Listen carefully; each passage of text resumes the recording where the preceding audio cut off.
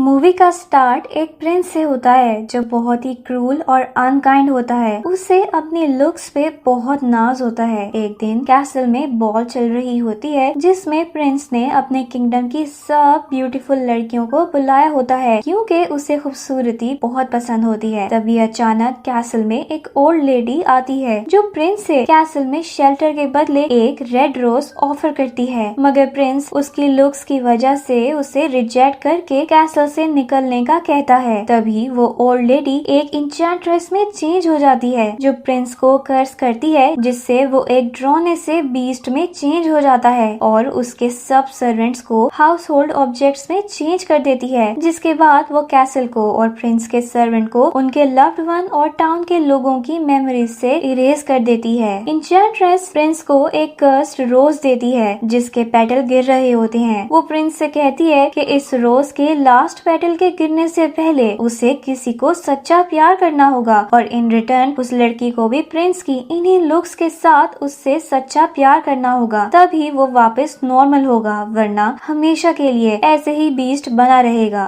Scenes एक small town विलनव पे shift होते हैं जहाँ बेल एक बुक लविंग लड़की जो एडवेंचर्स के ड्रीम देखती है अपने विडो और इन्वेंटर फादर मॉरिस के साथ रहती है। गैस्टन एक एरोगेंट फॉर्मर सोल्जर बेल को बहुत पसंद करता है और कंटिन्यूअसली उसे प्रपोज करने की भी कोशिश करता रहता है, मगर बेल को वो बिल्कुल पसंद नहीं होता क्योंकि वो जिस इंसान से शादी करने की विश करती है गैस्टन बिल्कुल भी वैसा नहीं है। एक दिन बेल के फादर काम के सिलसिले में टाउन से दूर जाते हैं जहाँ रात को फॉरेस्ट में मॉरिस की कार्ट पे वुल्व्स अटैक कर देते हैं। बैलेंस खराब होने की वजह से कार्ट टूट जाती है। मॉरिस वुल्व से बचते हुए अपने हॉर्स पे बैठ के कैसल के अंदर चला जाता है जहाँ उसे कोई मिलता तो नहीं है, मगर डिनर टेबल पे खाना देखकर वो बैठ के खा रहा होता है। तभी कब बोलना शुरू हो जाता है जिस पर डर के मॉरिस कैसल से बाहर आ जाता है। वो अपने हॉर्स पे बैठ के जा ही रहा होता है कि उसे रोजेस देखने को मिलते हैं। जब वो बेल के लिए एक रोज तोड़ता है तो बीस्ट उस पे अटैक करके उसे हॉस्टेज बना लेता है, जबकि उसका हॉर्स वहाँ से भाग निकलता है। हॉर्स बेल के पास पहुँचता है और उसे लेके कैसल आता है। बेल कैसल के अंदर जाके अपने फादर की कफ सुनते हुए उन तक पहुंचती है जो उसे वार्न करता है कि ये कैसल अलाइव है और उसे यहाँ से फौरन चले जाना चाहिए इससे पहले कि वो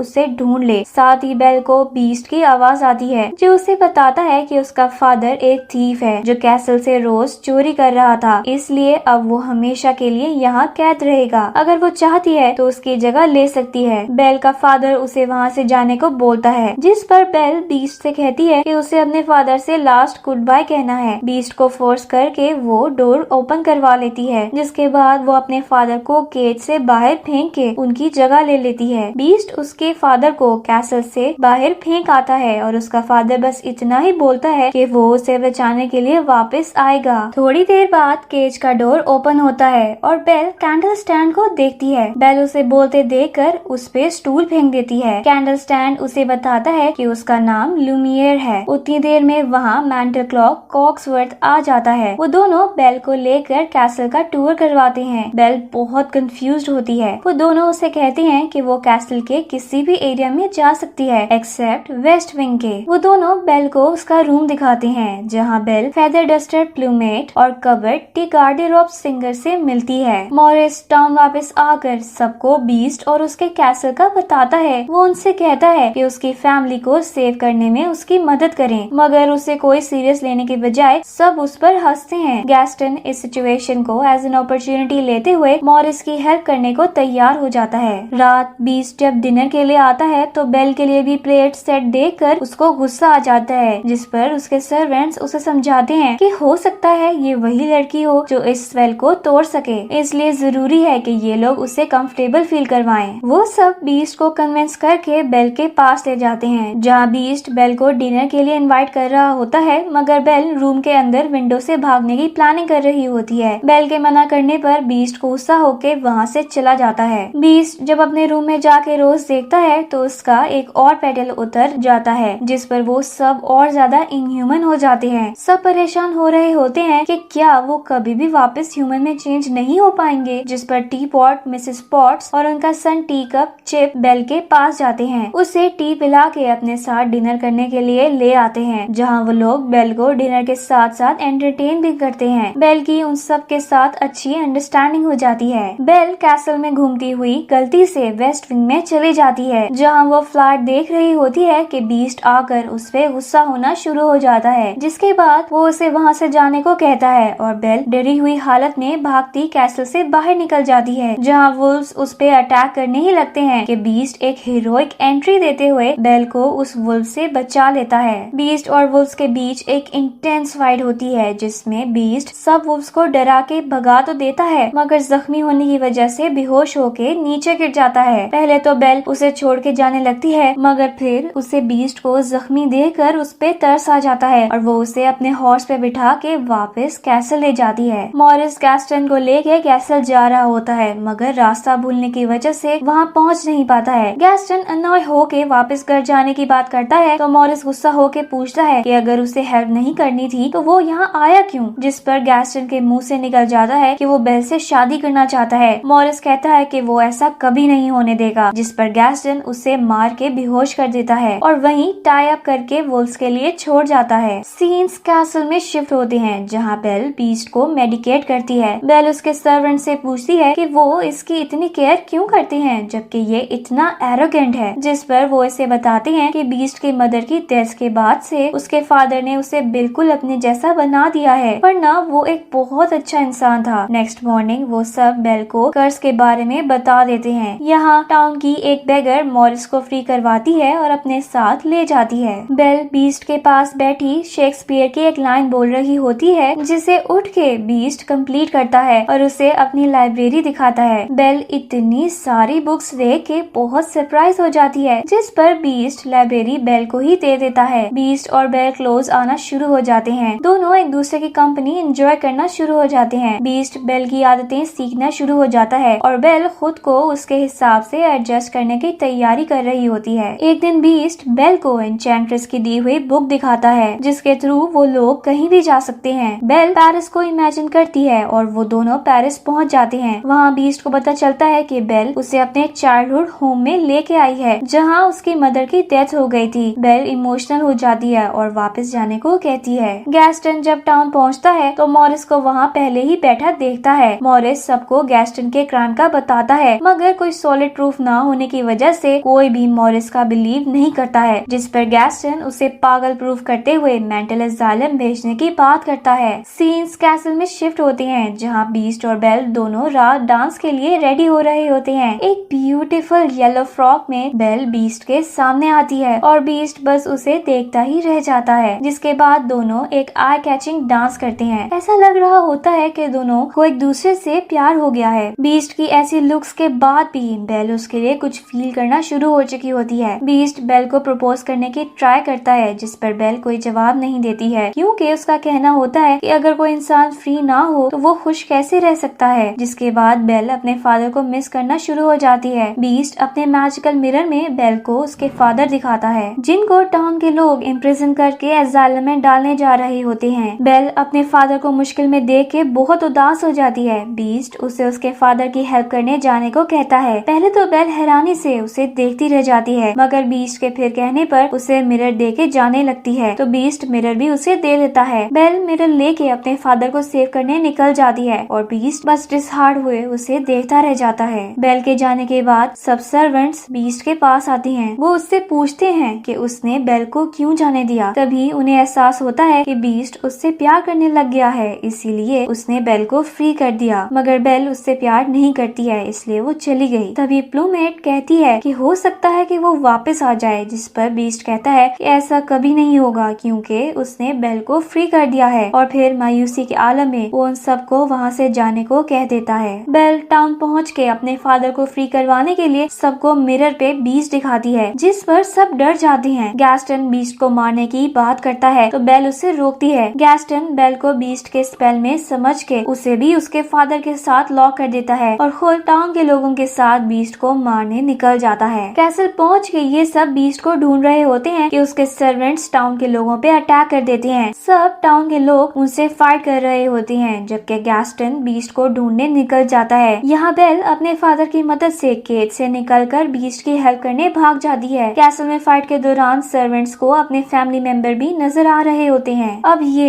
एक बहुत ही सस्पिशियस मोमेंट होता है जहाँ कैसल में फाइट चल रही होती है। बेल बीस्ट की हेल्प करने आ रही होती है और गैस्टन बीस्ट को ढूंढ रहा होता है। कैसल के सर्वेंट्स टाउन के लोगों को हरा के कैसल से जाने पर मजबूर कर देती हैं। बेल कैसल पहुंच जाती है और गैस्टन भी बीस्ट तक पहुंच जाता है। गैस्टन बीस्ट को जाके कहता है कि उसे बेल ने भेजा है ताकि वो बीस्ट को मार सके। वो बीस्ट से प्यार नहीं करती है, जिसके बाद गैस्टन बीस्ट पे फायर कर देता है और बीस्ट कैसल की रूफटॉप से नीचे गिरते गिरते बचता है। गैस्टन उसे एरो से अटैक करने लगता है तो बेल वहाँ पहुँच के एरोस पकड़ के तोड़ देती है, जिसके बाद वो गैस्टन की गन नीचे फेंक देती है। गैस्टन और बेल दोनों गन को पकड़ने के लिए भागना शुरू हो जाते हैं। यहाँ बीस्ट मायूस हुए वहाँ से जा रहा होता है, जिसे बेल रोक लेती है। बेल उसे कहती है कि मैंने इन्हें रोकने की कोशिश की थी। ये सुन के बीस्ट बहुत खुश हो जाता है और बेल के पास जा रहा होता है, जिस पर गैस्टन अटैक कर देता है। गैस्टन बीस्ट को बहुत मारता है, मगर अब वो बेशक बीस्ट है लेकिन है तो हीरो ही, तो एकदम खड़ा होके गैस्टन को गले से पकड़ के नीचे फेंकने लगता है। जब गैस्टन बैक करता है तो बीस्ट उसे छोड़ के वहाँ से जाने को कहता है। फिर एक लंबी छलांग लगा के अपनी हीरोइन के पास पहुँचता है, मगर गैस्टन पीछे से बीस्ट पे फायर कर देता है। बीस्ट जख्मी हो जाता है और अब आपके दिल में ये ख्याल आया होगा कि काश बीस्ट ने गैस्टन को छोड़ा ना होता और नीचे ही फेंक दिया होता। पर चले, बीस्ट ने तो उस पे तरस खा लिया था, लेकिन उसका कैसल गैस्टन पे तरस नहीं खाता है। अचानक गैस्टन के नीचे से जमीन टूट जाती है और वो नीचे जा गिरता है। बेल अपने हीरो को पकड़कर रो रही होती है। दोनों इमोशनल लाइंस बोल रहे होते हैं। बेल बीस्ट से अपना प्यार का इजहार करती है और बीस्ट अपने प्यार की बाहों में मरने को अपना फख्र समझ रहा होता है। तभी अचानक लास्ट पेटल गिर जाता है और बीस्ट चुप हो जाता है। बेल रो रही होती है। कैसल के बाकी लोग भी हाउस होल्ड में चेंज होके स्टक हो जाते हैं। बेल रोते हुए बीस्ट को हक करती है और आई लव यू बोलती है, जिसके बाद उसे किस कर रही होती है। तभी वहाँ इंचेंट्रेस आ जाती है जो रोज को वापस नॉर्मल कर देती है और प्रिंस का कर्ज खत्म कर देती है, जिसके बाद प्रिंस वापस अपने नॉर्मल फॉर्म में आ जाता है। बेल प्रिंस को देखकर बहुत खुश होती है और दोनों एक ब्यूटीफुल किस शेयर करते हैं। कर्ज खत्म होने की वजह से कैसल के सब सर्वेंट्स भी नॉर्मल हो जाते हैं और हर चीज वापस से रूटीन में आ जाती है। टाउन के सब लोग अपनी फैमिली से रियूनाइट होते हैं। लास्ट सीन्स में बीस्ट को उसकी ब्यूटी मिल जाती है। बेल और प्रिंस की शादी हो जाती है और फिर they live happily ever after. यही मूवी एंड हो जाती है। एन्चेंट्रेस प्रिंस को जो लेसन सिखाना चाहती थी कि खूबसूरती सिर्फ लुक्स में नहीं होती बल्कि पर्सनैलिटी में होती है। प्रिंस को वो लेसन तो मिलता है, मगर साथ ही साथ एक सच्चा प्यार भी मिल जाता है।